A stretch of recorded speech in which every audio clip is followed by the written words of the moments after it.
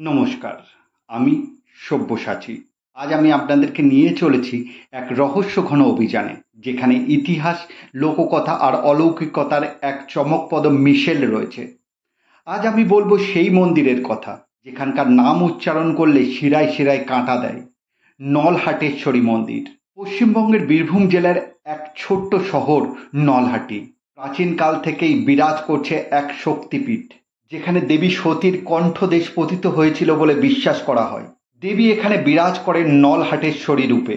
কিন্তু এই মন্দির শুধু ইতিহাস বা আধ্যাত্মিকতার জন্য নয়, রহস্যের জন্যও সমান পরিচিত। লোকজন বলেন, মাঝরাতে এই মন্দিরের চত্বর থেকে শোনা যায় চুরির টুংটাং শব্দ। কখনো বা কেউ দেখেছে এক সাদা শাড়ি পরিহিতা রমণী প্রবেশ করছে মন্দিরের ভেতরে, কিন্তু সকাল হলে সেই দরজা বন্ধই থাকে। স্থানীয়রা জানান, বহু বছর আগে এক সাধক এই মন্দিরে তপস্যা করতেন। হঠাৎ একদিন তিনি নিখোঁজ হয়ে যান। কেউ বলেন তিনি দেবীর দর্শন পেয়েছিলেন, কেউ বলেন তিনি অলৌকিক শক্তির দ্বারা গ্রাসিত হন। সেই দিন থেকে আজও প্রতি পূর্ণিমায় বাতাস ভারী হয়ে ওঠে, আর কুয়াশার চাদরের ফাঁকে যেন কারো ছায়া দেখা যায়। এই রহস্যকে আরও বাড়িয়ে তোলে সোশ্যাল মিডিয়ায় ছড়িয়ে পড়া কিছু ভিডিও।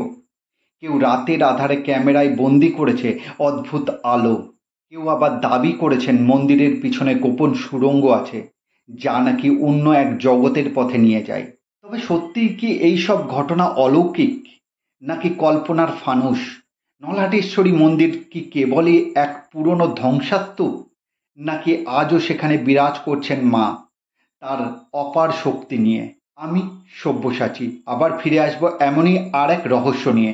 ততক্ষণ পর্যন্ত চোখ কান খোলা রাখুন, কারণ রহস্য আমাদের চারিপাশেই লুকিয়ে থাকে।